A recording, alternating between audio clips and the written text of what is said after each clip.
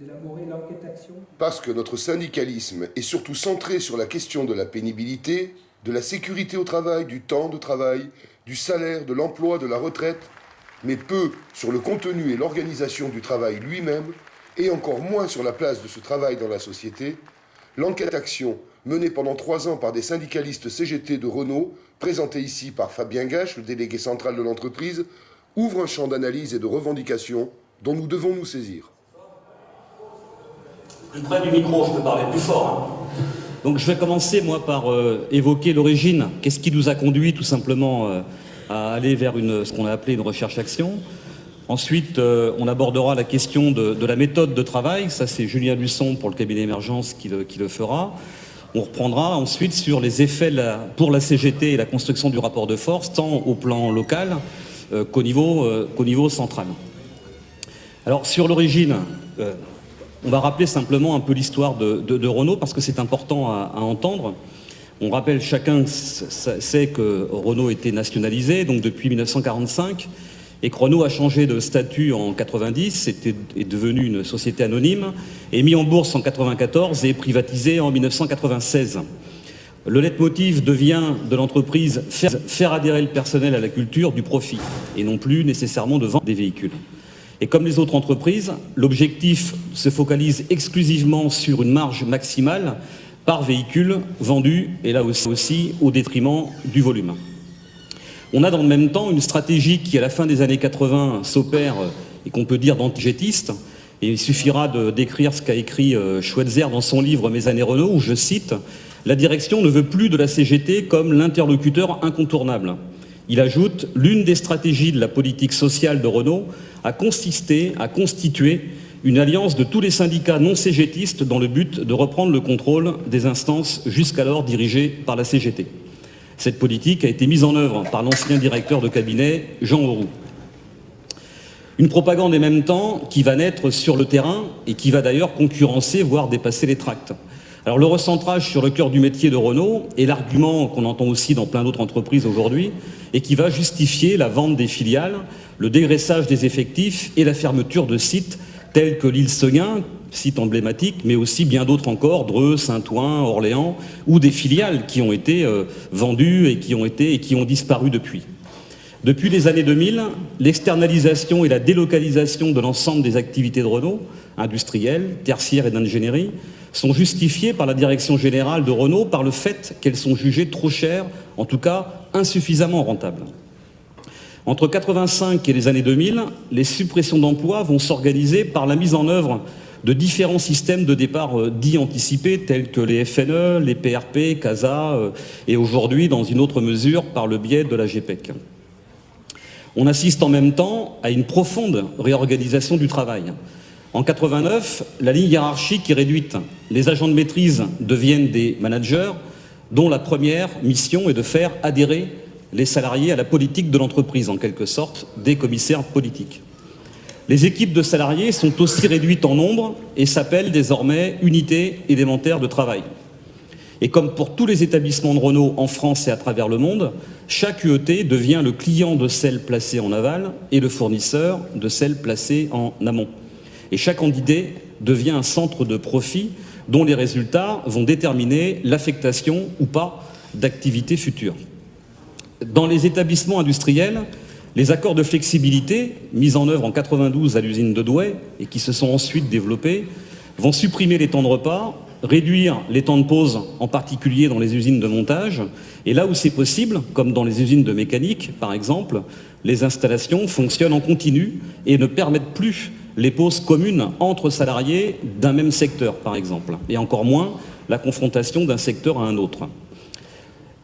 On assiste également à l'individualisation des salaires qui est étendue dès 1993, y compris à l'ensemble des ouvriers, et avec le développement au fil des années d'une rémunération axée sur l'atteinte d'objectifs toujours plus éloignés du travail réel et sur le jugement du bon comportement du salarié.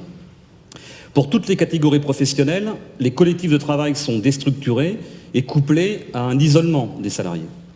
La standardisation, ce qu'on appelle SPR, système de production Renault, ailleurs c'est chez Toyota, ils en ont un, Peugeot, mais c'est globalement la même chose, s'impose donc avec l'idée que chacun peut occuper n'importe quel poste à l'aide d'une prescription appelée fiche d'opération standard. Nous assistons en même temps à une profonde modification sociologique. Pour prendre 3 dates clés, en 1985, Renault Maison Mères, hors filiale, c'était 75 000 salariés, composés de 65% d'ouvriers, 30% d'État, mais 5% de cadres. En 2000, nous sommes 44 000 salariés, 41% d'ouvriers et 40% d'ETAM et 18% de cadres. L'ETAM chez Renault, c'est employés, techniciens, agents de maîtrise. En 2010, nous sommes 35 351, moins de 34% d'ouvriers, 37% d'État, mais 29% de cadres. On est en même temps, en 2000, confronté à la remise en cause du droit syndical de Renault acquis, le dernier étant de 1984, et l'accord donc est remis en cause, 84-85, et notamment avec la suppression des 3 heures d'information syndicale, qui étaient issues à l'époque de la loi de démocratisation du secteur public et nationalisé, et avec la réduction importante des heures de mandat des élus de terrain, sachant que chez Renault à l'époque, on avait un nombre d'heures relativement important par rapport à ce que prévoyait le Code du travail. Et ce, sous couvert de consentir à des moyens supplémentaires donnés au niveau central, et notamment le fait que le délégué syndical central devienne permanent, qu'on ajoute un 2e adjoint, et que les organisations syndicales disposent d'un financement proportionnel à leur poids électoral. Les syndicats n'ont plus sur le terrain la primeur de l'information. À la sortie des CE, CCE ou peu importe l'institution, la maîtrise en général dispose des informations en amont des réunions et est chargée d'informer les salariés, appelés désormais collaborateurs, avant que le syndicat ne puisse lui-même faire l'information et donner son appréciation. Alors les conséquences pour la CGT sont multiples. La réduction des effectifs va occasionner une perte importante de dirigeants de syndicats, d'élus, de militants, de syndiqués CGT, et la baisse d'audience de la CGT, qui n'a plus la majorité dans les instances centrales, mais y compris sur le terrain, puisqu'on a perdu, on en a regagné depuis, mais un certain nombre de CE, ou la majorité dans les CHSCT, ça va aussi amplifier donc la perte du nombre d'élus. Les modifications sociologiques et l'absence d'embauche conséquente entre la fin des années 80 et la fin des années 90 vont aussi entraîner d'une part un vieillissement de nos forces organisées, mais aussi l'absence de transfert de culture syndicale entre les générations et en particulier entre les jeunes qui viennent d'être embauchés et les plus anciens qui, eux, ont été embauchés 20 ans plus tôt.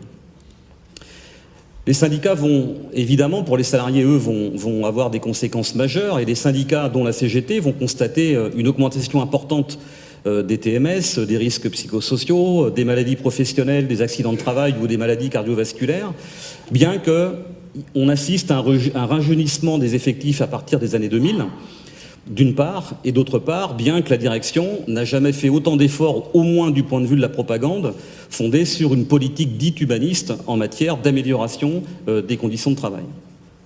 La direction a recours ensuite à des experts de tout poil qui, à court d'enquêtes dites scientifiques, viennent expliquer aux élus le vécu des salariés dans les institutions, leur expliquer que leur situation est plutôt moins pire qu'ailleurs et qu'il va falloir apprendre à détecter les salariés les plus faibles pour les sortir d'un environnement qu'ils ne seraient pas capables de supporter. La couverture médiatique des suicides du technocentre de Renault est venue illustrer la généralisation de la souffrance des salariés à toutes les catégories professionnelles, ouvriers, cadres, techniciens. Mais c'est aussi avec l'impuissance syndicale à transformer la situation qui s'est trouvée de fait posée. Au fil du temps, la réduction du nombre et des moyens des élus, les heures de mandat, j'y reviens pas, leur difficulté à débattre réellement avec les salariés du fait de l'organisation du travail, plus de pauses, plus de temps de collectif, etc., etc., les pressions et moyens de la direction visant à isoler les élus bien souvent des autres travailleurs, mais aussi des syndiqués, la multiplication des convocations de la direction dans de multiples réunions, le sentiment d'impuissance des élus ou des camarades à modifier positivement les choses pour le quotidien des salariés sont autant de points qui ont concentré au fil du temps les interventions CGT dans le cadre institutionnel, qu'il soit central, encore une fois, ou qu'il soit au niveau local. Bien que les interventions soient de qualité, elles sont globalisantes et se focalisent sur le nécessaire changement de stratégie de l'entreprise. Il y a d'un côté la CGT qui dénonce, à juste titre d'ailleurs, les dégâts, conditions de travail, bordel organisationnel, de la stratégie de Renault, et la direction qui, d'un autre côté, à grand renfort de médias, d'experts, de tableurs Excel, explique la rationalité et l'efficacité de ses décisions. Meilleure qualité, réduction des coûts, etc., etc. Mais le quotidien des salariés, le réel de leur travail, reste absent ou seulement évoqué sous forme de victimisation. Et en définitive, on a fait une conclusion de l'enquête, on n'a pas été... Et en définitive, c'est un affrontement. Je ne suis pas doublé, hein, je peux vous... En définitive, donc, on se retrouve dans un affrontement CGT-direction, mais sans les salariés. Or, l'expérience nous a montré que la seule dénonciation des systèmes mis en œuvre et leurs conséquences renvoie, en définitive, à l'idée qu'il faudrait d'abord changer la stratégie de l'entreprise pour changer le quotidien des salariés. Une approche syndicale qui va donc du haut vers le bas, dans la perspective de convaincre le plus grand nombre de passer à l'action. Mais au vu des mobilisations, ce discours renforce plutôt le sentiment d'impuissance et l'incapacité, en fait, à transformer les choses, à transformer le quotidien des salariés. Alors pour les salariés, se pose alors la question de l'efficacité du syndicalisme, de l'action collective et donc de l'intérêt de se syndiquer. Et si le syndicat ne peut rien faire pour améliorer le quotidien, eh bien, laissons les choses se faire ainsi. C'est donc à partir de ces réflexions que la coordination des syndicats CGT a réfléchi à la construction d'une méthodologie, non plus aller vers les salariés pour leur expliquer la situation dans laquelle ils sont, ou leur expliquer la position et les interventions syndicales, mais s'intéresser, avec un regard modeste, curieux et bienveillant, pour reprendre ce que nous disait Jacques Durafour, à ce qu'ils font, à ce qu'ils auraient besoin pour mieux faire leur travail, selon leurs propres critères de qualité. Raison pour laquelle, à l'époque, on a aussi pris en expérience le débat qu'on avait fait à l'usine du Mans en 1999 sur la souffrance au travail, avec d'ailleurs un débat auquel participait aussi Yves Clos, où on avait à l'époque considéré qu'il était utile que les salariés puissent exprimer leur souffrance. Et l'expérience nous a montré que ça n'a pas été un élément suffisant, en tout cas, et détonateur pour que les salariés prennent leurs propres actions en main. Raison pour laquelle on a sollicité Serge Dufour, qui était ancien conseiller de la Confédération sur les questions du travail, et pour laquelle on a construit tout simplement cette recherche-action. Alors là, je céderai la parole à Julien Busson pour le cabinet d'émergence.